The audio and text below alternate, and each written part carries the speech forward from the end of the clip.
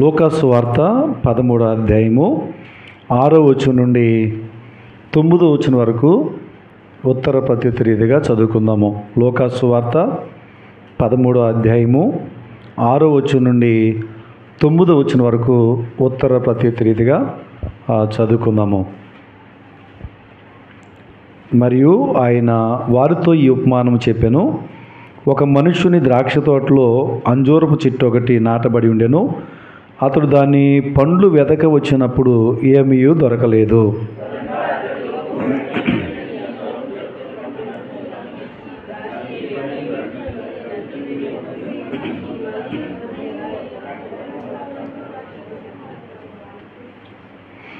అయితే వాడు, అయ్యా, నేను దాని చుట్టూ త్రవ్వి ఎరువు వేయి మట్టుకు ఈ సంవత్సరము కూడా ఉండనిమ్ము.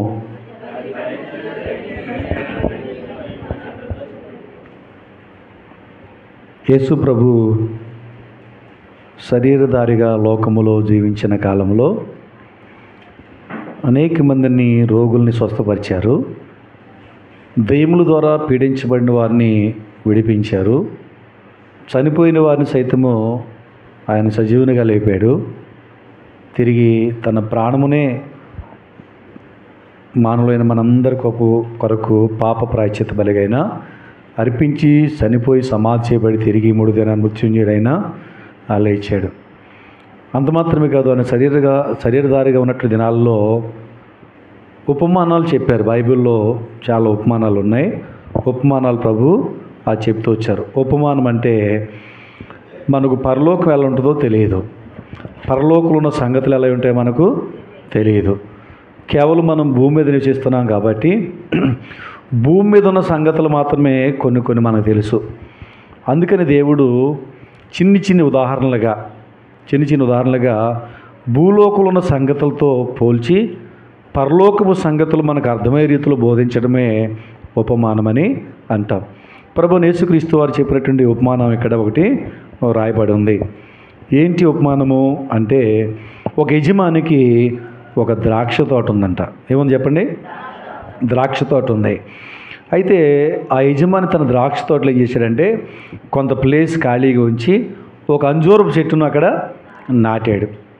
అయితే అది ఎదిగింది, ఫలించేటువంటి సామర్థ్యం దానికి వచ్చింది.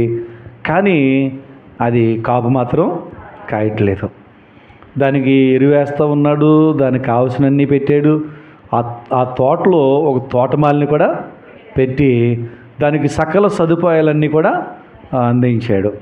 అయితే 3 సంవత్సరాల నుంచి సంవత్సరం ఫలించేటువంటి కాలంలో ఫలిస్తే స్థాయికి వచ్చినప్పుడు దాన్ని చూస్తూ ఉంటే అది కాపు లేకుండానే ఉంది. అప్పుడు యజమానికి చాలా నిరుత్సాహం వచ్చి, దీని కొరకు ఇంత ప్లేస్ నిర్ణయించాము, ఇంత ప్లేస్ దీనికి కేటాయించడం వృధా, దీనికి అన్నీ ఎరువేస్తూ ఉన్నాం, తడి పెడతా ఉన్నాం, ఇదంతా వృధా, కాబట్టి దీని నరికే అన్నాడు. అప్పుడు తోటమాలి అన్నాడు, అయ్యా, మరొక సంవత్సరం అవకాశం ఇవ్వండి, మరలా దాని చుట్టూ తవ్వి మరలా దానికి ఎరువేసి అన్ని సదుపాయాలు ఇచ్చి చూద్దాం, ఈ సంవత్సరంలో అది ఫలిస్తే సరే ఉంది, లేకపోతే అప్పుడు నరికేదురు కానీ అని తోటమాలి యజమాని అడిగినప్పుడు అప్పుడు సరే అని ఇక్కడ జరిగింది. సరే, ఇక్కడ మనం చూస్తూ ఉన్నాం, ఈ ద్రాక్ష తోట, అంజూరపు చెట్టు అనేటువంటి ఉపమానాన్ని ప్రభు ఎందుకు చెప్పారయ్యా అంటే, యజమాని మన పరలోకపు తండ్రి, తోటమాలి మన ప్రభు అయినటువంటి యేసుక్రీస్తు. ద్రాక్ష తోట ఇశ్రాయేలీయులకు సాదృశ్యంగా, అనగా యూదులకు సాదృశ్యంగా ఉంది.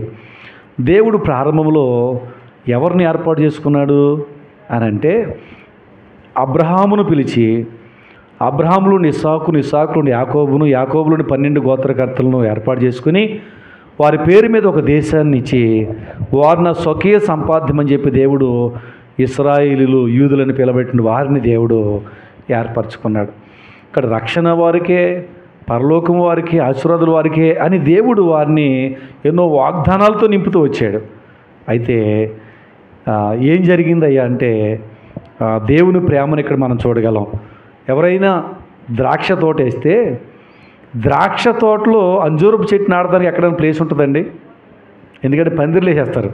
పందిరిలో వేసినప్పుడు మధ్యలో దానికి ప్లేసే ఉండదు. కానీ దీనికోసం యజమాని ఒక ప్లేస్ నిర్ణయించి దానికోసం ఖాళీ ఉంచాడంటే చెట్టు మీద ఉన్న ప్రేమ యజమానికి ఎంత గొప్పదో చూస్తూ ఉన్నాం. కానీ ఈ అంజూరపు చెట్టు ఎవరికి గుర్తుగా ఉందా అంటే ద్రాక్షతోట ఇశ్రాయేలు ప్రజలకు, యూదులకు గుర్తుగా ఉంటే అంజూరపు చెట్టు అన్యులమైన మనకు గుర్తుగా ఉంది.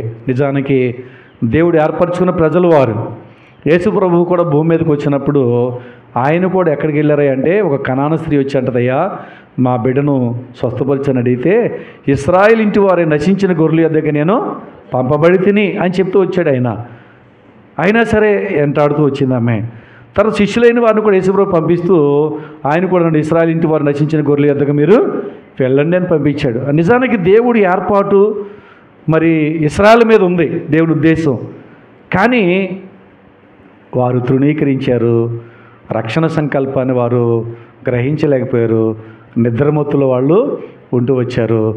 ఆ సమయంలో దేవుడు మనల్ని ఏర్పాటు చేసుకుని ఆ స్థానంలోని మనల్ని ద్రాక్ష తోటలోనికి అంజూరపు చెట్టు తీసుకొచ్చినట్లుగా దేవుని ఏర్పాటులోనికి అన్యులైన మనల్ని దేవుడు తీసుకొచ్చాడు. ఇది దేవుని యొక్క మహాప్రేమ. లేకపోతే మనందరూ కూడా అన్యులుగా, లోక సంబంధులుగా, పాపులుగా జీవించి నరకానికే వెళ్ళిపోయిన వారం. నిజానికి మనందరూ ఎలాంటి వారము అంటే కొరింథీ రాసిన పత్రికలో 1వ అధ్యాయంలో 26 నుంచి 29 చూస్తూ ఉంటే లోకంలో వెర్రి వారం అంట, జ్ఞానం లేని వారము. అలాంటి మనల్ని దేవుడు ఏర్పరచుకుని ఆయన యొక్క ఏర్పాటులోనూ ఆయన స్వాస్థ్యంలో దేవుడు మనల్ని పాలుభాసులుగా చేశాడు. ఇంకా దేవుని ప్రేమ ఎంత గొప్పదంటే యజమాని చేసిన ప్రతి సంవత్సరము ఏం చేస్తారంటండి వచ్చి చూస్తాం. ఎరివేసేదేమో తోటమాలండి, కానీ యజమాని మాత్రం ప్రతి సంవత్సరం వచ్చి ఏం చేస్తూ ఉన్నాడండి? ఏం చేస్తూ ఉన్నాడు? చూస్తూ ఉన్నాడు, పరీక్షిస్తూ ఉన్నాడు. కాబట్టి మనం ఏం చేయాలంటే దేవుని ప్రేమ మనల్ని పరీక్షిస్తూ ఉంది. దేవుడు మనం చూస్తూ ఉన్నాడు. ఇందాక చెప్పుకున్నాం మొదటి వర్తమానంలో సంవత్సరాది మొదలుకొని సంవత్సరాది వరకు ఆయన కనుదృష్టి మన మీద వచ్చి మనల్ని పరీక్షిస్తూ మన పరిస్థితులను చూస్తూ మనకి ఏం అవసరమో అవి ఇస్తూ ఆయన మనల్ని పరీక్షించే దేవుడిగా ఆయన ఉన్నాడు. ఇది దేవుని యొక్క ప్రేమ. అంతేకాదు యజమానుకున్నటువంటి మరొక లక్షణం ఏంటంటే 1 సంవత్సరంకి ఆగిపోతే నరికేలే, 2 సంవత్సరాలకు ఆగిపోతే నరికేలే, 3 సంవత్సరాలు ఫలించకపోతే నరికేలే, మరొక సంవత్సరం కృపతో ఇచ్చాడు. అంటే యజమానికి ఉన్నటువంటి లక్షణం ఏంటంటే ఓర్పు, సహనము, దీర్ఘశాంతం ఆయనకు ఉంది. చదవండి పేతురు రాసిన 2వ పత్రిక 3వ అధ్యాయము 9 చదవండి.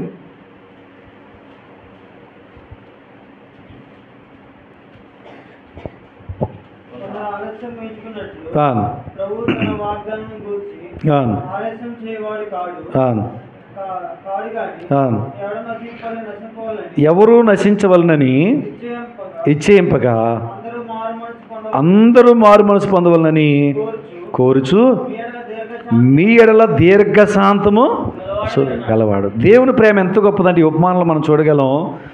ద్రాక్ష తోటలోకి అంజూరపు చెట్టు తెచ్చినట్లుగా నిజానికి ఇశ్రాయేలును, యూదులను దేవుడు రక్షణ స్వాస్థ్యంలోనికి వారు నింపాలనుకున్నాడు. కానీ అంజూరపు చెట్లైన మనల్ని దేవుడు తన ఏర్పాటులోనికి తీసుకొచ్చాడు. రెండోది మనం చూస్తూ ఉంటే ఆయన మనల్ని పరీక్షిస్తూ అన్ని ఈవులు అనుగ్రహిస్తూ వచ్చాడు. సంవత్సరం వెంబడి సంవత్సరం ఆయన మనల్ని దర్శిస్తూ ఆయన కనుదృష్టి మన మీద ఉంచాడు. మూడోది మన ఎడల దీర్ఘశాంతము కలిగిన వాడిగా మనల్ని ఓర్చుకుంటూ వస్తూ ఉన్నాడు. ఎన్నో పర్యాయాలు సనిగాం, ఎన్నో పర్యాయాలు దేవుని తృణీకరించాం, ఎన్నో పర్యాయాలు నువ్వు ఉన్నావంటే నువ్వు కాకపోతే మాకు ఎవరు లేరు అన్నట్లుగా చాలా పర్యాయాలు ప్రార్థన చేసుకోకుండా అలిగిన వాళ్ళు ఉన్నారు, వాక్యం చదువుకోవడం మానేసిన వాళ్ళు ఉన్నారు, చాలామంది చాలా రకాలుగా దేవుని ఇబ్బంది పెట్టిన వాళ్ళు, భక్తిహీనులుగా ఉన్న వాళ్ళు చాలామంది ఉన్నారు. కానీ దేవుడు వాళ్ళందరినీ ఓర్చుకొని ఎవరు నశించిపోకూడదు, అందరూ రక్షణ పొందాలని ఆయుష్నిచ్చి ఆరోగ్యం ఇచ్చి ఆయన రాకడను ఆలోచన చేసుకుని దీర్ఘశాంతం అనేలా చూపిస్తూ వచ్చాడు. ఇది దేవుని యొక్క ఉన్నతమైన ప్రేమ. ఈ యొక్క ఉపమానంలో మనం చూడగలం. రెండోది మనం చూస్తుంటే యజమాని ఏం కోరుతూ ఉన్నాడు అంటే ఫలాలు కోరుతూ ఉన్నాడు. తను నాటినటువంటి చెట్టు నుండి ఫలాలు తాను కోరుతూ ఉన్నాడు. తానే స్వయంగా వచ్చి వెదుగుచూ ఫలాలు కోరుతున్నాడు. అనగైనాడు సంఘములోనికి దూతలను పంపించి ఎవరెవరు ఫలించారు చూడండి అంటలే. ఎవరు వస్తున్నారటండి? స్వయముగా దేవుడే వస్తారు. ఎవరు ఆయన నామపడి 2-3 సమకూడతారో వారి మధ్య దిగి వచ్చేటువంటి దేవుడు. ఆయన మన మధ్య నివసించేవాడు, ఆయన మనతో మాట్లాడేవాడు, మనల్ని పరీక్షించేవాడు, ఎవరు ఏ స్థితిలో ఉన్నారో అన్నీ కూడా ఎరుగున్న దేవుడిగా ఆయన ఉన్నాడు. అయితే ఆ సమయంలో ఆయన ఏం గమనిస్తుందో తెలుసా? నీ ఫలించాలని కోరుతున్నాడు. ఏం చేయాలి కోరుతున్నాడు? మనం ఫలించాలని కోరుతున్నాడు. మన ప్రాంతంలో ఏజెన్సీలోకి వెళ్ళిపోతే చాలామంది ఏ తోటలవి జీడి మామిడి తోటలు కొనుక్కుంటారు, కవులకి తీసుకుంటారు.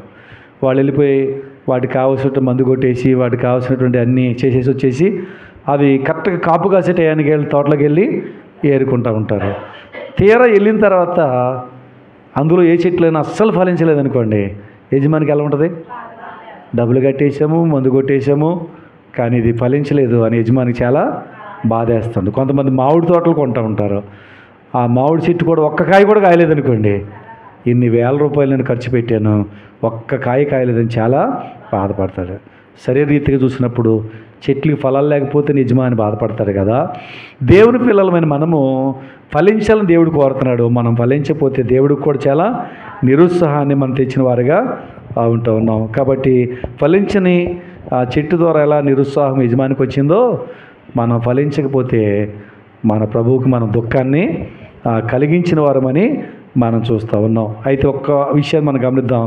ద్రాక్ష తోటలో ఉన్నటువంటి పాదులన్నిటికీ, ద్రాక్ష చెట్లన్నిటికీ ఎన్ని సదుపాయాలు అయితే అందించబడుతున్నాయో అదే సదుపాయం అంజూరపు చెట్టు కూడా అందించబడతా వచ్చింది. అయితే అన్ని సదుపాయాలు పొందింది కానీ అది మాత్రం ఫలించలే. సంఘములో అందరినీ దేవుడు దర్శిస్తున్నాడు, అందరికీ దేవుడు వాగ్దానాలు ఇస్తున్నాడు, అందరినీ ప్రేమిస్తున్నాడు, అందరితో మాట్లాడుతున్నాడు, అందరినీ ఆస్వాదిస్తున్నాడు, అందరికీ అవకాశం ఇస్తున్నాడు. కానీ ఏ ఒక్కరైనా ఫలించకపోతే ఆయన అంటాడు, వారందరికీ అందించినట్లుగా నా వాక్యాన్ని మీకు అందించాను కదా, నా ఆదరణ మీకు ఇచ్చాను కదా, నా ఆశీర్వాదాలు మీకు ఇచ్చాను కదా, ఇన్ని ఈవులు పొంది మీరు ఫలించలేదు కదా అని ఫలించిన వారి ద్వారా దేవుడు ఎంతో దుఃఖించేటి వాడిగా వంట వచ్చాడు. కాబట్టి ఇప్పుడు ఈ ఉపమానం ద్వారా మనం నేర్చుకునేటువంటి పాఠం ఏంటంటే, నిజానికి మన మామిడి చెట్టు కాదు, నిజానికి మనమేమి జీడి మామిడి చెట్టు కూడా కాదు, కానీ అంజూరపు చెట్టును విశ్వాసులతో దేవుడు పోల్చాడు. కాబట్టి ఇప్పుడు అంజూరపు చెట్టు నుండి ఏ ఫలాలు కావాలని యజమాని కోరాడో, విశ్వాసులను మన నుండి దేవుడు ఏ ఫలాలు కోరుతున్నాడో వాటిని లేఖముల నుండి మనం కొన్నిటిని చూద్దాం. మొట్టమొదటిగా అంజూరపు చెట్టు గురించి ధ్యానం చేసుకున్నాం కాబట్టి అంజూరపు చెట్లున్నటువంటి ప్రత్యేకతలు ఏంటో ఒక 3 విషయాలు జ్ఞాపకము చేసుకుందాం. మొట్టమొదటిగా చూస్తే అంజూరపు చెట్లున్నటువంటి ప్రత్యేకత ఎందుకు చెప్తున్నానంటే, ఆ ప్రత్యేకత ఆ లక్షణం ఎవరిలో ఉండాలి చెప్పండి? మనలో ఉండాలి. మనమే ఇప్పుడు అంజూరపు చెట్టు వలె ఆ ఫలాలు కలిగి ఉండాలని దేవుడు కోరుతున్నాడు. చూడండి, సమూయేలు మొదటి గ్రంథం 30వ అధ్యాయము 11-12 వచనాలు.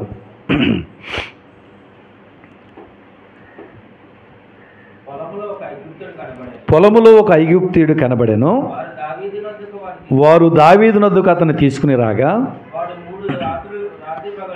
వాడు 3 రాత్రింబగళ్ళు అన్నపానములు ఏమీ తీసుకొనక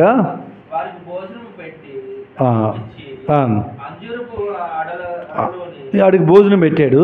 ఆ యొక్క భోజనంలో రకరకాల పదార్థాలు పెట్టారు. ఆ పదార్థాలతో పాటు ఏం పెట్టాడ?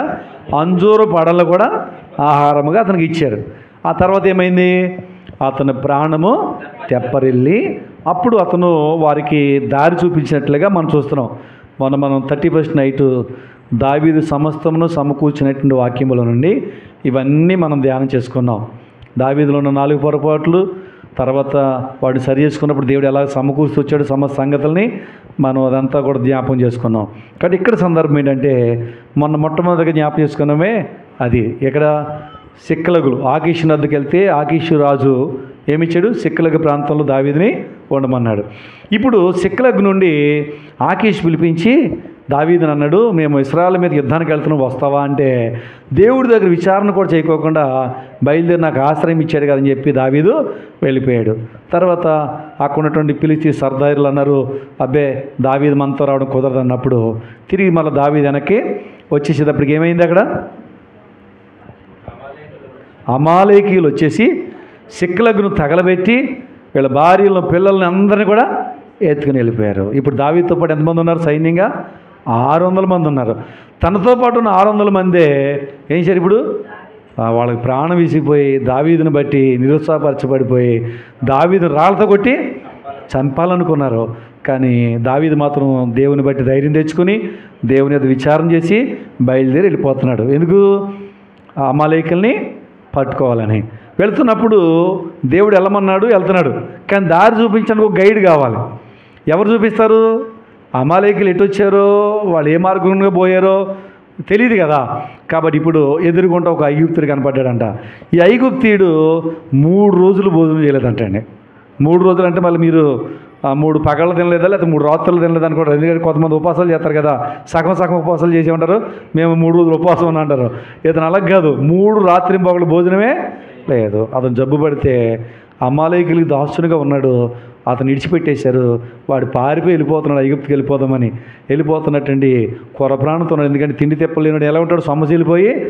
అలాంటి వ్యక్తి దావీదు దగ్గర తీసుకొస్తే దావీదు అతనికి ఆహారము పెట్టాడు. ఆహారంలో అతనికి పెట్టిన పదార్థాలు చాలా ఉన్నాయి, కానీ ఒక్కదాన్ని మనం జ్ఞాపకం చేసుకుంటే అంటే అంజూర పడను పెట్టాడు. ఈ అంజూర పడలు ఈ ఆహారాన్ని పెట్టగా ఇప్పుడు ఏమైందంటే అతని ప్రాణము తెప్పరిల్లింది. తద్వారా అతను దారి చూపిస్తే ఎక్కడికి వెళ్ళాడు? ఇప్పుడు అమాలేకుల దగ్గరికి వెళ్ళి వాళ్ళని జయించి సమస్తాన్ని మళ్ళీ సమకూర్చుకుని తాను తెచ్చుకోగలిగాడు. కానీ ఇప్పుడు అంజూరపు చెట్టు ద్వారా లేకపోతే అంజూరపు ఫలము ద్వారా మనం నేర్చుకుంటున్న ఆత్మీయమైన పాఠం ఏంటంటే అంజూరపు అడలు తినగానే అతని ప్రాణం తెప్పరిల్లింది కదా. అలాగే మనం అందరం కూడా ఈ లోకములో అంజూరపు ఫలము వలె మనం ఉండి ఈ లోకంలో అనేక మంది నిరుత్సాహములో కృంగిపోయి నలిగిపోయి సమస్యలతో అల్లాడుతున్న వాళ్ళు అనేక మంది ఉంటారు. అలాంటి వారికి క్రీస్తు ప్రేమను ప్రకటించి వారి ప్రాణమును మనము తెప్పరలు చేసేవారుగా, క్రీస్తు జీవాన్ని వారికి పరిచయము చేసేవారుగా మనం ఉండాలని నేర్చుకుంటూ ఉన్నాం. కాబట్టి మనం యేసుక్రీస్తు వారికి జీవంతో నింపబడిన మనము అనేక మందిని ఆ జీవంతో మనం నింపేవారుగా ఉండాలి. మన మాటలు ప్రోత్సాహాన్ని ఇచ్చేవి ఉండాలి. మన మాటలు వాళ్ళకి ధైర్యం నింపేవిగా ఉండాలి. మన మాటలు నిజమే యేసు ప్రభువులో ఇంత మేలుందా అని వాళ్ళు గ్రహించుకునేలాగా మన మాటలు ఉండాలి. కానీ కొంతమంది మాటలు మాట్లాడితే కత్తిపోటు మాటలాగా ఉంటాయి. వాళ్ళు నిజంగా మార్పు చెందినట్టే కాదు. చూడండి, బైబిల్లో ఒక సంగతి చూద్దాం. కొరింథీ రాసిన 2వ పత్రిక 7వ అధ్యాయం 6వ వచనం. కొరింథీ రాసినటువంటి 2వ పత్రిక 7వ అధ్యాయం 6వ వచనం. అయినను దీనులను ఆదరించి దేవుడే తీతు రాక వలన మమ్మును ఆదరించెను అనగా, ఇప్పుడు పౌలు అనే భక్తుని యొక్క ప్రాణము తెప్పరిల్లినట్లుగా మనం చూడగలుగుతున్నాం. ఏం జరిగింది అక్కడ సందర్భం అంటే, మాసిదోనియాలో పౌలు మరియు తనతో ఉన్నటువంటి వారు దేవుని పరిచర్యలో వాళ్ళు వెళ్తున్నప్పుడు వాళ్ళకి ఎన్నో పోరాటాలు వచ్చినాయి, ఎన్నో శ్రమలు వచ్చినాయి. లోపల బయట కూడా వాళ్ళు చాలా ఇబ్బందులు అనేవాళ్ళు ఎదుర్కొన్నారు. ఎదురుకు వచ్చిన తర్వాత అయ్యో అక్కడ సువార్త చేసాము, అక్కడ మరి దేవుని పరిచర్య చేసాము, ఇన్ని శ్రమలు వచ్చినాయి, ఇన్ని బాధలు వచ్చినాయి, కనీసం చెప్పబడిన మాట ఒక్కడైనా గ్రహించుకుంటాడా, కొంతమంది అయినా మారుతారా, ఎవరైనా ప్రభు కోసం నిలబడతారా అని ఈ సువార్త ప్రకటించిన వారికి ఏముంటుంది, అదొక బాధ అనేది ఉంటుంది. ఎంత చేసిన సేవ, అయ్యో వాళ్ళు మారకపోతే ఎలాగనేటువంటి బాధ ఉంటుంది కదా. అలాంటి టైంలో ఇతను బాధపడుతున్న టైంలో తీతు వచ్చాడంటండి. తీతు వచ్చి అన్నాడు, అయ్యా పౌలు గారు, వాళ్ళు అక్కడ మీరు ప్రకటించినప్పుడు చాలా శ్రమల పాలు చేశారే, చాలా ఇబ్బందులు వచ్చినాయే, చాలామంది మాకు వద్దన్నారే, కానీ నేను వెళ్ళినప్పుడు నన్ను చేర్చుకున్నారండి. ఇప్పుడు వాళ్ళు మీ మీదే వాళ్ళు ఆశ పెట్టుకున్నారండి. అదే పౌలు గారు ఎంత మంచి వాక్యం చెప్పారు, ఆయన చెప్పిన మాటలు మాకు ఎంత ఆదరణ ఇచ్చినాయి, అలాంటి సందర్భంలో మేము ఆయన అంగీకరించలేకపోయామని చెప్పి వాళ్ళు మారారండి, వాళ్ళు మీకోసం చూస్తున్నారండి అని ఈ విధంగా ఇలా నన్ను ఆదరించారని తీతు చెప్తా ఉంటే, అరే వాళ్ళు ఇంత మార్పు వచ్చిందా, నిన్ను ఆదరించారా, నా కోసం వాళ్ళు ఎదురు చూస్తున్నారని చెప్పి కృంగిపోయినటువంటి పౌలు ఏమైందంటే ప్రాణం తెప్పరిల్లి ఎంతో ఉత్సాహాన్ని తెచ్చుకున్నాడు. నిజమే, దేవుని పరిచర్య జరుగుతున్నప్పుడు విశ్వాసం ఏం చేయాలి తెలుసా? ప్రోత్సహించాలి. ఏం చేయాలండి? ప్రోత్సహించాలి. అంతేగాని కృంగదీసేవారుగా ఉండకూడదు. ఇది నిజమైనటువంటి ఆదరణ. ఇక్కడ తీతు వలన పౌలు అలాంటి ఆదరణ పొందగలిగాడు. ఒకసారి ఒక గ్రామంలో సువార్త ప్రకటిస్తున్నప్పుడు ఒక బరకం వేశారు వీధిలో. బరకం వేస్తే నన్ను వీధి మీటింగ్ అది ఇది కాబట్టి రోడ్డు మీద పెట్టాం కాబట్టి చాలామంది వస్తారు, పైగా మనం సువార్త కూడా చేసాం కదా, సాయంకాలం మీటింగ్ కదా, ఇంకా 2-3 బరకాలు వేయండి అన్న. ఒక ఆయన వచ్చి అంటాడు, మీ పిచ్చిగానండి పాస్టర్ గారు, ఈ బరకం నిండితే చాలండి, ఈ బరకం నిండితే చాలండి అన్నాడు. ఇప్పుడు సేవకుడికి ప్రోత్సాహం వద్దా, నిరుత్సాహం వద్దా ఏమండి? నిరుత్సాహం వస్తుంది. అయినా దేవుడు పడి ధైర్యం తెచ్చుకుని నేను చెప్తున్నాను ఏంటి ప్రభు సహాయం చేస్తాడన్న గొనుక్కుంటానే వేసాడు. ఆయన గొనుక్కుంటూనే వేసాడు. పాటలు అయిన వాక్యం ప్రారంభించే సమయానికి 3 బరకాలు నిండిపోయారు జనం. 3 బరకాలు నిండిపోయారు. మీటింగ్ అయిన తర్వాత నేను ఆయన ఎంక చూస్తే ఆయనకు అర్థమైపోయింది, తలంచుకుని కూర్చున్నాడు. కానీ ఎప్పుడైనా సేవలో మనం ఏం చేయాలి చెప్పండి? ప్రోత్సహించాలి, ధైర్యపరచాలి. కృంగదీసేటి వారికి మనం ఎప్పుడు కూడా ఉండకూడదు. కాబట్టి అలాగే చాలామంది శ్రమల్లో ఉంటారు. శ్రమలో ఉన్న వారిని కూడా మనం ఏం చేయాలి చెప్పండి? ఆదరించాలి. ఏం చేయాలి? ఓదార్చాలి. ఆ విధంగా మనం ఉండాలి. యోబుకు శ్రమలు వచ్చని ఆదరిద్దామని చెప్పి స్నేహితులు వచ్చారు, కానీ దుఃఖపరిచారు, సూటుబోటు మాటలు చెప్పారు తప్ప నిజంగా యోబుని వాళ్ళు ఆదరించలేకపోయారు. కాబట్టి దేవుని పిల్లలు మనము ఆదరించిన వారిగా ఉండాలి. అప్పుడు వాళ్ళ ప్రాణాలు ఏమవుతాయంట? తెప్పరిల్లుతాయి. వాళ్ళు ప్రోత్సాహం అనేది వస్తుంది. దేవుడు మన నుండి కోరేటువంటి లక్షణం ఇదే. ప్రభు బిడ్డలుగా మరి దేవుని సన్నిధిలో మనం చేరాం. మన బ్రతుకులో మన మాటలో మార్పు లేకుండా ఇతరులను ఆదరించేవారుగా, ఓదార్చేవారుగా మనం ఉండకపోతే దేవుడు మనల్ని సంతోషించేవాడు కాదు. కొంతమంది మాటలు గాయపరిచేవిగా ఉంటాయి. ఒకసారి మనం సంఘం ప్రారంభించిన కొత్తలో ఒక సహోదరి, ఈరోజు రాలేదు కదా, ఆవిడ ఏం చేసింది, ఒక గిన్నె కొంది. మందిలో వంటలు ఉంటున్నారు కానీ గిన్నె కొంటే ఇంకొక ఆవిడ ఏమందంటే, అక్క ఈ గిన్నె 4 కేజీలు ఉడికిద్ది కదా, మరి మీటింగ్స్ అప్పుడు 15 కేజీలు వండుతున్నాం కదా, పెద్ద గిన్నె కొంటే బాగుండేది కదా అంది. వెంటనే ఈవిడేమని తెలుసా, నేను కొన్నదేదో కొన్నాను, నువ్వు కొనిలి.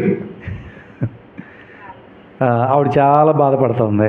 మన మాటలు ఎలా ఉంటాయంటే, ఈ కొన్నవాళ్ళని ప్రోత్సహించేలాగా ఈవిడ మాట్లాడలే, అన్న ఈవిడ మాటను గౌరవించినట్లుగా ఆవిడ కూడా మాట్లాడలే. కొంతమంది మాటలు నిరుత్సాహాన్ని తీసుకొస్తూ ఉంటాయి.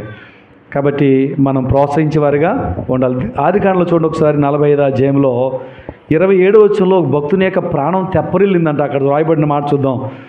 45వ అధ్యాయము 27వ వచనం. ఆదికాండం 45వ అధ్యాయం 27వ వచనం. అప్పుడు వారు యోసేపు తనతో చెప్పిన మాటలన్నిటినీ అతనితో చెప్పిరి. అతడు తను ఎక్కించుకొని పోవుటకు యోసేపు పంపిన బండ్లు చూసినప్పుడు వారి తండ్రి అయిన యాకోబు ప్రాణము తెప్పరిల్లెను. ఇప్పుడు ఏం చేశారయ్యా అంటే, ఈ సంగతి అంతా మనకు తెలుసు. ఈ సంగతి అంతా మనకు తెలుసు. ఏంటి, యోసేపునేమో అన్నలే అమ్మేశారు. ఇప్పుడు యోసేపు ఐగుప్తులో ఉన్నాడు. ఇప్పుడేమో చనిపోయాడని చెప్పి తండ్రికి వాళ్ళు రాంగ్ ఇన్ఫర్మేషన్ ఇచ్చేశారు. ఇప్పుడు యోసేపు చనిపోయిన బెంగళూరు అతను ఉన్నాడు. ఇలాంటి సమయంలో ఏం చేశారండి, దాన్ని కొనుక్కోవడానికి ఐగుప్తుకి వెళ్తే కరువు కాలంలో అక్కడగా మరలా యోసేపు తమ్ముడిని కూడా అక్కడ తీసుకురమ్మన్నటువంటి సందర్భం అదంతా మనకు తెలిసిందే. ఇప్పుడు అతను కూడా అక్కడ విడిచిపెట్టేసి వచ్చిన తర్వాత ఏమండి, ఇక్కడ యాకోబుకి ఎంత బాధ కలుగుద్ది? యోసేపు లేడు, బెన్యామీన్ లేడు. ఇప్పుడు ఏంటి నా పరిస్థితి అన్నటువంటి దిగులుతో తను ఉన్నప్పుడు వాళ్ళు అన్నారు, అయ్యా నువ్వు దిగులు చెందొద్దు, నీ కుమారుడు యోసేపు ఇంకా బ్రతికే ఉన్నాడు, ఐగుప్తు దేశంలో మహారాజులాగా ఉన్నాడు. ఇప్పుడు కరువు కాలం అందరికి ధాన్యాన్ని ఇచ్చేది ఆయన. ఇవి బండ్లు చూడు పంపించేది నేను తీసుకురావడానికి, అంటే చనిపోయాడు అనుకున్నటువంటి యోసేపు బ్రతికే ఉన్నాడా అని చెప్పి, నాకు ఇంతే చాలు అని చెప్పి అతని ప్రాణము తెప్పరిల్లింది. చూసారా, దిగులుతున్న అతనికి మంచి వార్త చెప్పగానే అతని ప్రాణం ఏమైంది? తెప్పరిల్లింది.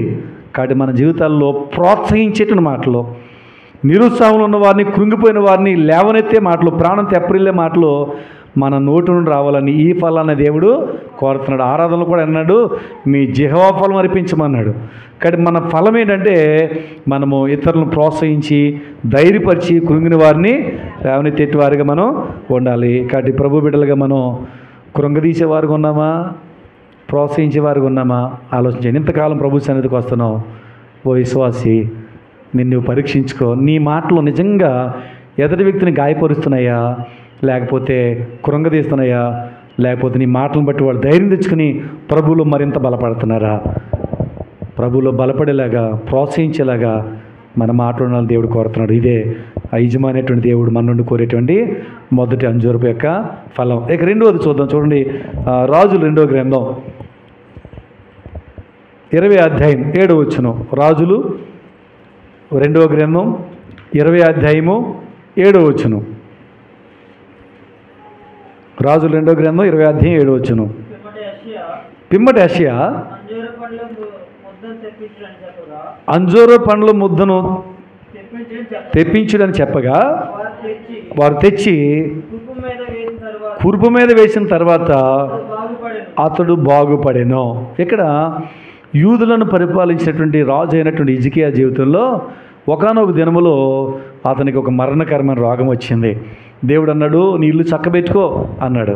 కానీ హిజ్కియా దేవుని సన్నిధికి వెళ్ళి తను ప్రార్థన చేసినప్పుడు, అయ్యా దయతో నన్ను జ్ఞాపకం చేసుకో, గత నా ప్రవర్తన జ్ఞాపకం చేసుకో అని ప్రభు సన్నిధిలో ప్రార్థించినప్పుడు దేవుడు కనికరించి మరి 15 సంవత్సరాల ఆయుష్కాలం దేవుడు ఇచ్చి వాగ్దానం ఇచ్చి రెండోది ఏం ఇచ్చారంటే అంజూరపు పండ్లను ముద్దగా చేసి అతని గాయాన్ని కట్టు అని చెప్పాడు. అప్పుడు ఎప్పుడైతే ఈ గాయానికి అంజూరపు పండ్ల ముద్ద కట్టారో కట్టగానే ఏం జరిగిందంటే అతని యొక్క పుండు మానిపోయినట్లు ఇక్కడ మనం చూస్తున్నాం. కాబట్టి ఇప్పుడు రెండవది మనం చూస్తున్నాం అంజూరపు పండ్ల యొక్క రెండవ ప్రత్యేకత, ఆ ఫలములు ఉంటుంది దాన్ని మనం చూస్తున్నాం. ఏం జరిగింది ఇక్కడ అంటే అతనికి ఒక రాచపుండు లాంటిది వేసింది. ఆ పుండులో నుండి ఏమొస్తుంది, రసిగారి అంతా కూడా చూడ్డానికి అసహించులా కంపు రోత పుండు అనగానే రకరకాలుగా ఉంటుంది. అలాంటి ఇన్ఫెక్షన్తో ఉన్నటువంటి ఆ పుండుకి ఎప్పుడైతే అంజూర పండులోకి ముద్ద కట్టారో ఏమైపోయింది, ఇన్ఫెక్షన్ అంతా తొలగిపోయి రసంతా తగ్గిపోయి పవిత్రంగా అది గాయమైపోయి శుభ్రంగా అది ఏమైపోయింది, గాయము మానిపోయినట్లు ఇక్కడ మనం చూస్తున్నాం. కాబట్టి రెండవదిగా అంజూర పండ్ల ముద్ద ద్వారా మనం నేర్చుకున్నటువంటి రెండవ లక్షణం ఏంటంటే అపవిత్రత పోయి పరిశుద్ధత కలిగి ఉండాలని దేవుడు కోరుతున్నాడు.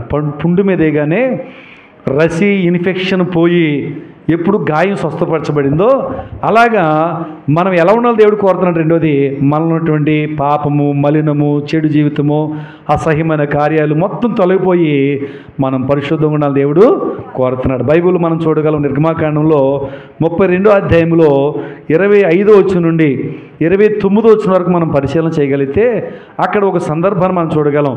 ఇక్కడ మోషే కొండ మీదకి వెళ్ళి తాను దేవుని సన్నిధిలో గడిపి ఆజ్ఞల పలకలు తెచ్చే లోపు భూమి మీద అంటే నేల మీదటువంటి ఇక ఇశ్రాయేలు ప్రజలు ఏం చేశారో తెలుసండి.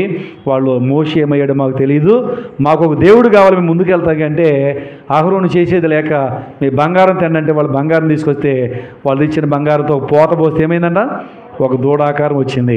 ఇప్పుడు అన్నాడంట, ఇదిగో ఆ మోషే ఏమైనా తెలియదు కానీ ఇదిగో ఇదే దేవుడు, ఇదే మనల్ని నడిపిస్తా అన్నప్పుడు వాళ్ళ దూడకు ఆరాధన చేసి వాళ్ళు తమ జీవితాన్ని అపవిత్రం చేసుకుని నాట్యం ఆడుతూ గందరగోళం సృష్టించిన సమయంలో అంత పాడమంతా అపవిత్రం అయిపోయినటువంటి సమయంలో మోషే అంత దిగులుతో కిందకు వచ్చాడు.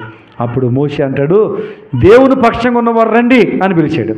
దేవుని పక్షంగా ఉన్నవాళ్ళు రండి అని పిలిచాడు.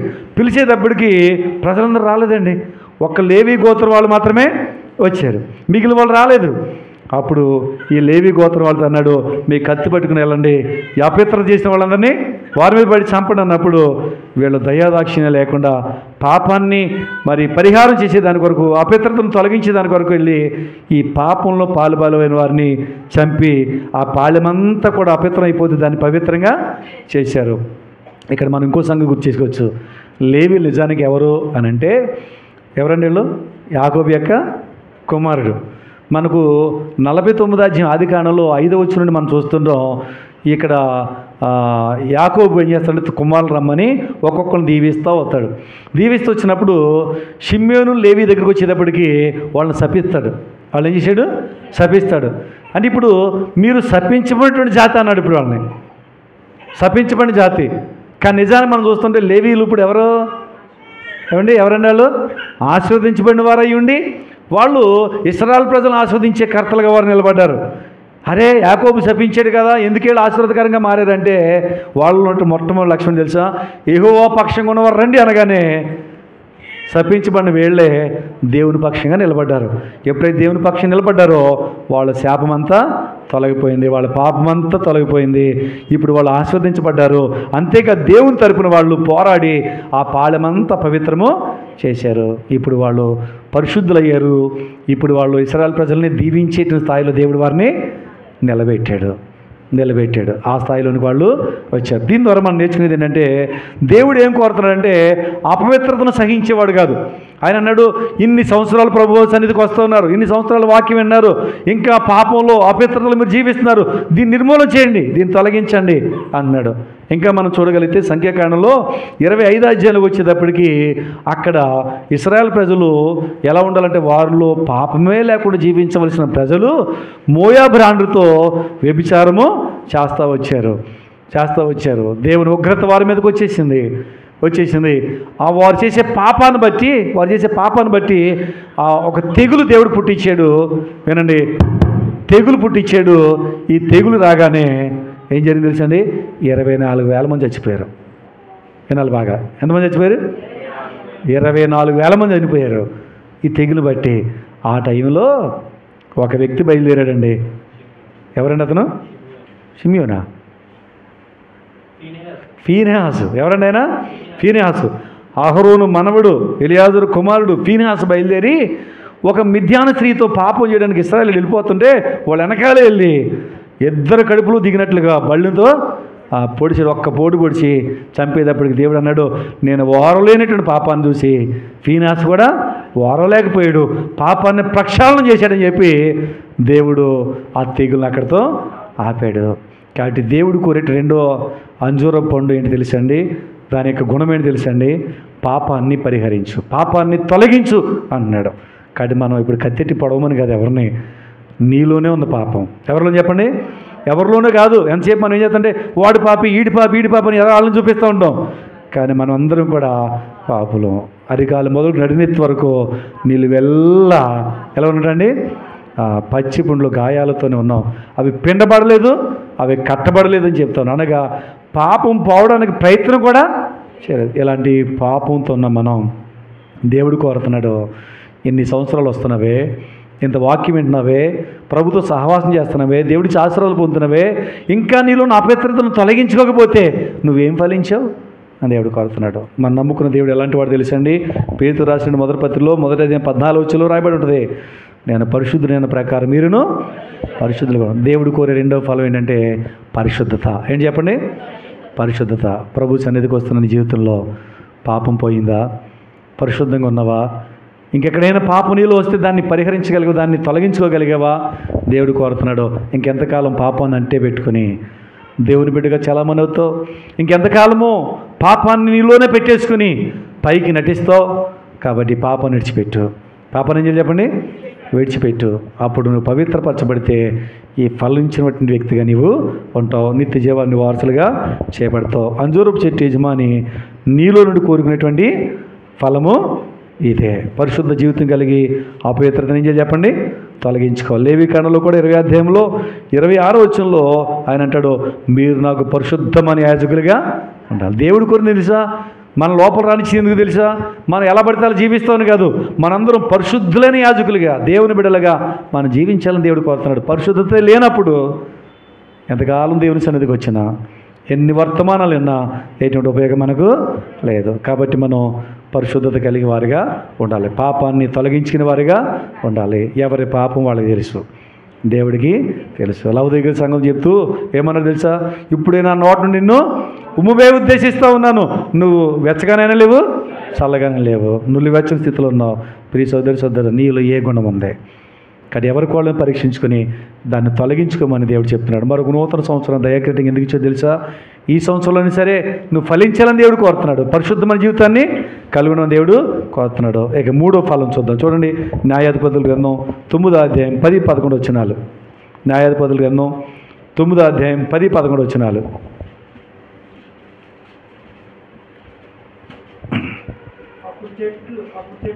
అప్పుడు చెట్లు నీ వచ్చి మమ్మల్ని ఏలుమని అంజూరపు చెట్టును అడుగగా, అంజూరపు చెట్టు చెట్ల మీద రాజునై ఉండి ఇటు అటు ఊగుతూ నా మాధుర్యమును నా మంచి ఫలములను నేను ఈక మానుదనా అని వాడితో ఆయనను. ఇక్కడ అంజూరపు చెట్టు మరో లక్షణాన్ని చూస్తూ ఉన్నాం. కానీ అక్కడ సందర్భాన్ని ఒకసారి మనం జ్ఞాపకం చేసుకుంటే, ఎరుబ్బయలు అనేటువంటి గిద్యోను మరో పేరు ఎరుబ్బయలు. ఇతను మిద్యానీయుల నుండి వారిని కాపాడుతూ వచ్చాడు. అయితే రాను రాను ఏమైపోయిందంటే అప్పటి వరకు అతను న్యాయాధిపతిగా ఉన్నాడు. ఈ గిద్యోను మరణించిన తర్వాత ఈ యొక్క గిద్యోనుకు 70 మంది కుమారులు ఉన్నారు, ఉపపత్నులు కూడా ఉన్నారు. ఒక ఉపపత్ని కుమారుడు అబీమెలెకు అనేటువంటి వ్యక్తి వెళ్ళి ఏంటంటే సిక్కిమున్న ప్రాంతంలోకి వెళ్ళి, నేను మీ బంధువుని, కానీ నేను పరిపాలన చేయాలి, కానీ ఇప్పుడు గిద్యోను 70 మంది కొడుకులు పరిపాలన చేస్తారా, యెరుబ్బయలు కుమారులు అని చెప్పి వీళ్ళందరినీ తనేపి తిప్పేసుకుంటాడు. ఏలేసారు బంధువు అని, నువ్వే ఉండు అని చెప్పి పెట్టారు. పెడితే తను రాజు ఈ వెంటనే చేసి తెలుసండి, కొంత డబ్బు తెచ్చి పోకిరి వాళ్ళని తెచ్చుకొని అల్లరి జనాన్ని తెచ్చుకొని అల్లరి జనంతో ఈ 70 మందిని చంపించేశాడు. గిద్యోను కుమారులు చంపించేశాడు. చిన్న కుమారుడు తప్పించుకుని అతను పారిపోయి ఒక గిరిజన కొండ మీదకి ఎక్కి ఆ కొండ మీద సిక్కిమున్న వాళ్ళు చెప్తూ, అయ్యా మీరు చేసిన పని ఏంటి, మిమ్మల్ని అందరినీ మిథ్యానీయుల చేతుల నుండి మా తండ్రి మిమ్మల్ని కాపాడు, ఇంత ఉపయోగం చేస్తే, ఇంత ఉపకారం చేస్తే ఆ తండ్రి కొడుకులు మీరు చంపించండి, అబీమెలెకు మీరు కొమ్ము కాస్తారా అని ఒక ఉపమానం చెప్పాడు.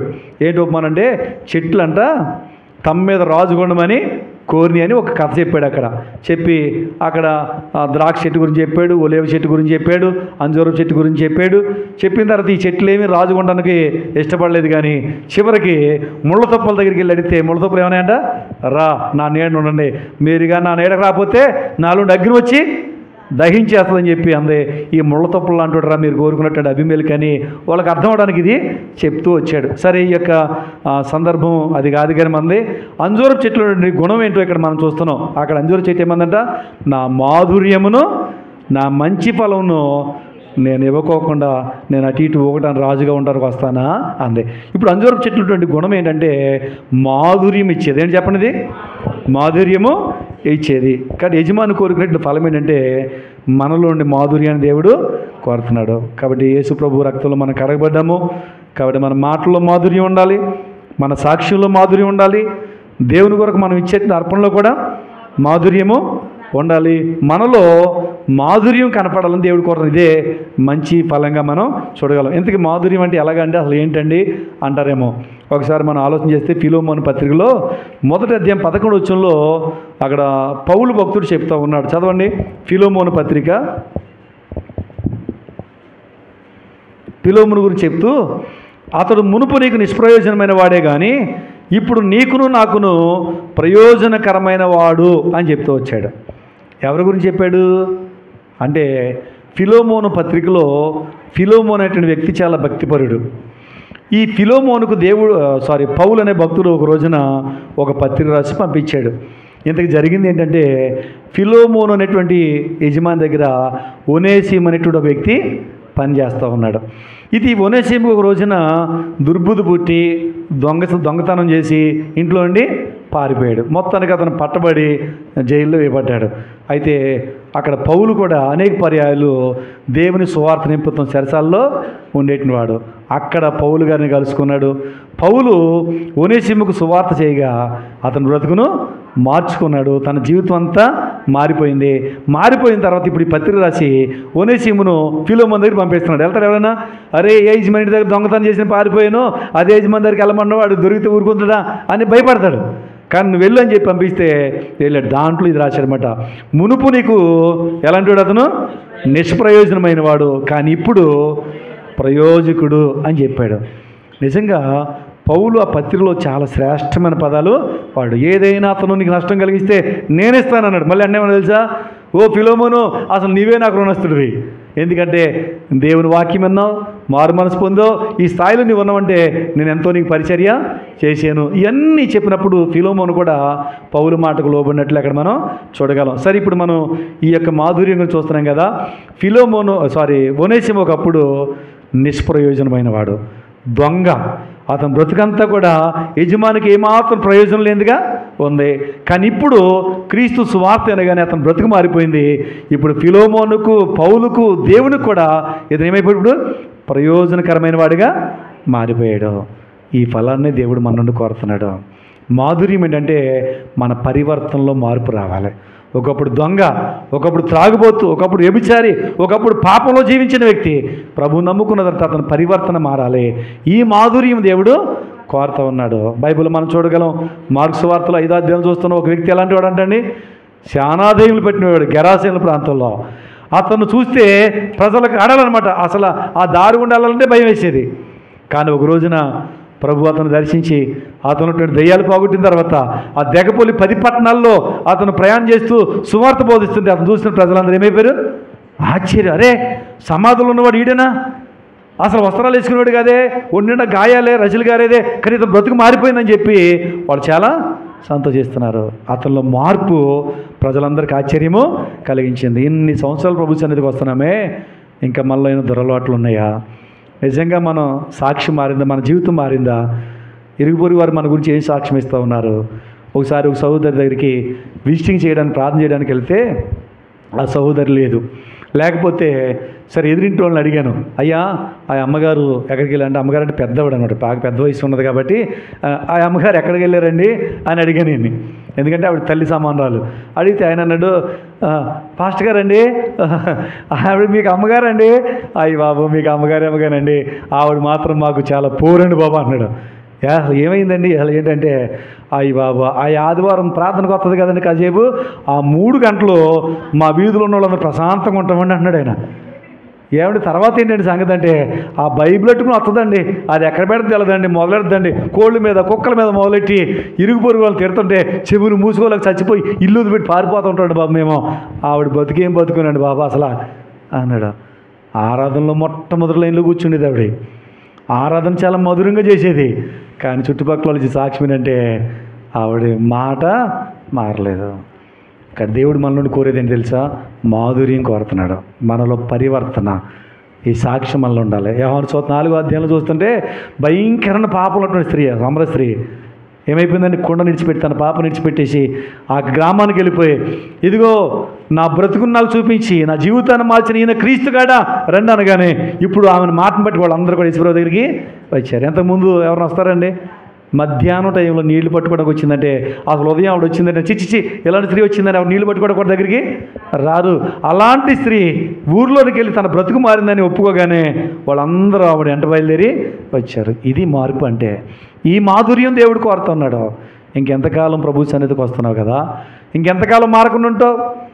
ఎంతకాలం దొంగచాటుగా త్రాగుడు, దొంగచాటుగా వ్యభిచారం, దొంగచాటుగా అబద్ధాలు, దొంగచాటుగా లంచాలు, దొంగచాటుగా జీవితంలో పాపాలు చేస్తుంటావు? ప్రభు నీ నుండి మాధుర్యం, నీలో మార్పు కోరుకున్నాడు. ఓనేసి మారాడు, నువ్వు మారేవా? ఇక్కడ మన జీవితంలో ఈ మాధుర్యాన్ని దేవుడు, ఇదే దేవుడు మనలో ఉండేటువంటి ఆ ఫలాన్ని కోరుతున్నాడు. ఫిలిప్పీ పత్రికలో 2వ అధ్యాయంలో 29వ వచనం నుండి 30వ వచనం వరకు మనం చూడగలిగితే అక్కడ పౌలు సాక్ష్యం ఇస్తున్నాడు. ఫిలిప్పీ పత్రిక 2వ అధ్యాయం 29వ వచనం 30వ వచనం వరకు, నా ఎడల మా పరిచర్ల నుండి కొదువును తీర్చుటకే అతడు తన ప్రాణమునైనా లక్ష్య పెట్టక క్రీస్తు యొక్క పని నిమిత్తం చావునికైనా సిద్ధమై ఉండెను. పౌలు ఎపప్రుదితు అనేటువంటి ఒక భక్తుని గురించి ఇస్తున్న సాక్ష్యం ఏమైపోయిందా? ఒకప్పుడు ప్రభు దగ్గర రావడానికే ఇష్టపడిన వ్యక్తి ప్రభు దగ్గరికి వచ్చాడు, ప్రభు సువార్త ప్రకటిస్తున్నాడు. ఇప్పుడు అన్న అవసరమైతే ప్రాణం కూడా పెట్టేస్తాను. పిరికివాడుగా లేడు, ప్రభు కోసం అతను నిజమైన మార్పును చెందాడు. కొంతమంది సువార్త రమ్మంటే రారు, భయం. కానీ ఇక్కడ ప్రాణం ఇవ్వడానికైనా అతను ఇష్టపడు. ఈ మాధుర్యం, ఈ మార్పు దేవుడు తన ప్రజల నుంచి చూస్తున్నాడు. కాబట్టి ఈ మార్పు మనలో ఉండాలని, మరి మన సంఘంలో కనిపించాలి, మన గ్రామంలో కనిపించాలి, ఇరుగు పొరుగు వారికి కూడా మనం మాధుర్యంగా ఉండాలి. ఈ లక్షణాలు అంజూరపు చెట్లు మనం చూస్తున్నాం. ఏం చెప్పాం? 3 చెప్పాం. ఒకటి ఏంటి చెప్పండి?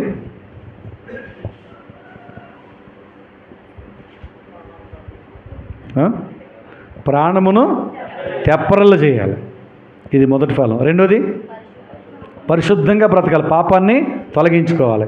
మూడోది మాధుర్యం, అంటే మార్పు చెంది ప్రభుకి ఇంపైన సువాసన ఇచ్చే సాక్ష్యానికి వెళ్ళిన వారికి మనం ఉండాలి. ఈ ఫలాలు దేవుడు కోరుతున్నాడు మన నుండి. ఒకవేళ ఫలం లేకపోతే ఏంటి అంటే చూడండి, మన భాగంలో లోకస్వార్త 13:7 ఏముంది?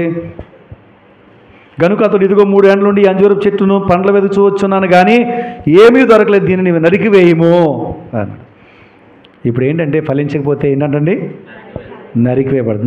నరికేసిన తర్వాత ఏం చేస్తారు? ఎండిపోతాయి. ఎండిపోయిన తర్వాత దాన్ని ఏం చేస్తారు? పొయ్యిలో పెట్టి కాల్చేస్తారు. అగ్ని నరకాన్ని గుర్తుగా ఉంది. ఫలించకపోతే ఏదో ఒక రోజున ఈ లోకాన్ని విడిచిపెట్టేస్తావు, తర్వాత నరకానికి వెళ్ళిపోతావు. ఆ చెట్టు యొక్క తప్పులు ఏంటంటే ఫలాలు లేవు. రెండోది యజమాని దుఃఖానికి విచారానికి కలిగించింది. మూడోదిగా 3 సంవత్సరాలు మరి ఆయన ఇచ్చిన అవకాశాన్ని త్రోసిపుచ్చింది, భూమి అంతా ఆక్రమించింది. నాలుగోది మనం చూస్తే యజమానికి ఎంతో నష్టాన్ని కలిగించింది. అదే స్థానంలో మరొక చెట్టు ఉంటే ఫలించేదేమో. ఆయన అనుకున్నాడు, నీ స్థానంలో మరొకరు ఉంటే ఫలించేవాళ్ళు ఏమో. ఇంతకాలం వస్తున్నావు కదా, ఎక్కడ వేసిన గొంగల వల్ల అలాగే ఉన్నావు కదా అన్నాడు. కానీ మనం పరీక్షించుకుందాం, మనం సరిదిద్దుకుందాం. ఫలము లేని చెట్టు నరకబట్టే నా ఎందుకంటే ఎండిపోయిన చెట్టు ఏం చేస్తారు? ఇప్పుడు జీడిమాడి తోటలు కొన్నవాళ్ళు ఉంటారు. చెట్టు ఏదో ఎండిపోయింది అనుకోండి, ఎండిపోయిన చెట్టుని ఏం పూజ చేయరు, ఏం చేస్తారు? నరికేస్తారు. దాని స్థానంలో మరొక చెట్టును పెట్టుకుంటారు. ఒకటి ఎండిపోయిన చెట్టు నరకబడే న్యాయం, నరకబడిన తర్వాత దాన్ని బేరన్ పొయ్యిలో పెట్టేస్తారు. కాబట్టి ఫలించకపోతే ఏంటయ్యా న్యాయం అంటే నరకలోనికే వెళ్ళిపోతున్నారు. అది చివరి మాట చెప్పి నేను ముగిస్తాను. ఏంటి మాట అంటే, చివరిలో దేవుడు మరొక అవకాశం ఇచ్చాడు. ఏంటి అవకాశం అంటే, తోటమాలిగా ఆయన చేసే పని ఏంటో చూద్దాం. చూడండి 13వ అధ్యాయంలో 6 నుంచి 9వ చర్మం చూసినప్పుడు చుట్టూ తవ్వి నీళ్లు పెడుతున్నాడు. ఏం చేస్తున్నాడు చెప్పండి? చుట్టూ తవ్వి నీళ్లు పెడుతున్నాడు. దేవుడు ఎంత ప్రేమ కలిగినవాడో. ఆయన కాపు పెట్టాడు, అన్ని ఈవులు మనకు ఇస్తూ ఉన్నాడు. అంతేకాదు యజమాని ఏమన్నాడు, ఓర్చుకోయ్యా మరో సంవత్సరం చూడు అన్నాడు. ప్రభు యేసుక్రీస్తు వారి తండ్రిని దేవునికి ఏం చేస్తానో తెలిసి మన తరపున ఇబ్రీపత్రుల 7వ అధ్యాయంలో 25వ వచనంలో మన తరపున ప్రభు విజ్ఞాపన చేస్తూ ఉన్నాడు. ప్రభు విజ్ఞాపన చేస్తున్నాడు, నిన్ను నన్ను ఎంత ప్రేమిస్తున్నాడో. ఫలించకపోయినా, జీవితంలో మార్పు లేకపోయినా ఇంకా మారడానికి అవకాశం ఇచ్చి మన తరపున విజ్ఞాపన చేస్తూ ఉన్నాడు. ఎంత ధన్యులు మనం. దేవుడు ఇచ్చినటువంటి ఈ నూతన సంవత్సరంలో మన జీవితాన్ని మనం మార్చుకో. ఏమని చెప్తున్నాడు? నరికేయొద్దు అన్నాడు. నరికేయమని చెప్తులే, నరికేయమంటలేదు, నరకొద్దు అంటలే. ఏమని తెలుసా? 1 సంవత్సరం కృప చూపించమని అడుగుతున్నాడు. ప్రభు వీళ్ళకి నరకాన్ని వద్దు, లేదా వీళ్ళకి పరలోకం ఇచ్చి అంటలేదైనా కృప ఇచ్చి మారడానికి అవకాశం దేవుడు ఇస్తున్నాడు. కాబట్టి మనం మారితే ఈ కృపాకాలం మనం ఉన్నాం, మన జీవితాన్ని మనం మార్చుకుంటే మనకి ఎంతో మేలు ఉంది. కృప ఉంది కదా అని చెప్పి ఎక్కువ అంచనా వేసుకోకండి. ఇక్కడ కృపలో పరిమితి ఉంది. ఎంతకాలం అంటే అండి? 1 సంవత్సరం అన్నాడు. నీకు నాకు ఎంతకాలమో తెలియదు. ఆయన ఇచ్చిన అవకాశాన్ని మనం సద్వినియోగపరుచుకుందాం. ప్రభు కోసం మన జీవితాన్ని మార్చుకుందాం. అయితే చివరి మాట ఏంటంటే, చివరి మాట అన్నాడు చెప్పుకుంటూ వెళ్ళిపోదాం అనుకుంటారేమో. చివరి మాట ఏంటంటే, ఆయన చేసేటువంటి మేలేంటి మనం చూసాం కదా, అవకాశం ఇచ్చని చెప్పాం కదా. ఫలించడానికి ఏం చేయాలో చెప్పి నేను ముగిస్తాను. చూడండి, మీరు బైబిల్ తీయొద్దు కానీ నా మాట వినండి చాలు. కీర్తన గ్రంథంలో 1వ అధ్యాయం 3వ వచనంలో, నీటి వారు నాటబడిన చెట్టు ఏం చేద్దంట? ఫలిస్తుందంట. కాబట్టి నీరు వాక్యాన్ని గుర్తు, వాక్యంలో ఉండండి, వాక్యాన్ని బాగా వినండి, వాక్యాన్ని చదవండి, మీ జీవితం తప్పకుండా ఫలిస్తుంది. మత్తయి సువార్త 13వ అధ్యాయం 23వ వచనంలో కూడా వాక్యాన్ని గ్రహించుకున్నవాడు మంచి నేల పడి విత్తనాలు ఏమవుతాడంటండి? ఫలిస్తాడు. కాబట్టి మనం ఏం చేయాలి చెప్పండి? ఫలించేవారుగా ఉండాలంటే వాక్యాన్ని గ్రహించాలి. ఏం గ్రహించాలి? అన్నీ గ్రహిస్తాం, లోక సంగతులను గ్రహిస్తాం, వాక్యాన్ని గ్రహించాలి. మూడోదిగా ఏం చేయాలంటే, యోహాను సువార్త 12వ అధ్యాయం 24వ వచనంలో, పాత జీవితం చచ్చిపోతే చూడండి, విత్తనం చూడండి, పచ్చి అంతా చచ్చిపోతే భూమిలో పెడితే ఏమో ఎండిపోయిన తర్వాత మొక్క వస్తుంది. అలాగే మనం పాత జీవితం చచ్చిపోతే మనం ఫలిస్తామండి. తర్వాత 4వది యోహాను సువార్త 15వ అధ్యాయం 4వ వచనం ప్రకారం ఆయనలో నిలిచి ఉండాలి. ఎవరు నిలిచి ఉండాలి చెప్పండి? ఎప్పుడైతే నువ్వు ప్రభువులో నిల్చుంటావో తప్పకుండా ఏమవుతావు? ఫలిస్తావు. అటు కృపను దేవుడు మనందరికీ దయచేయను గాక. ఆమె ప్రార్థన.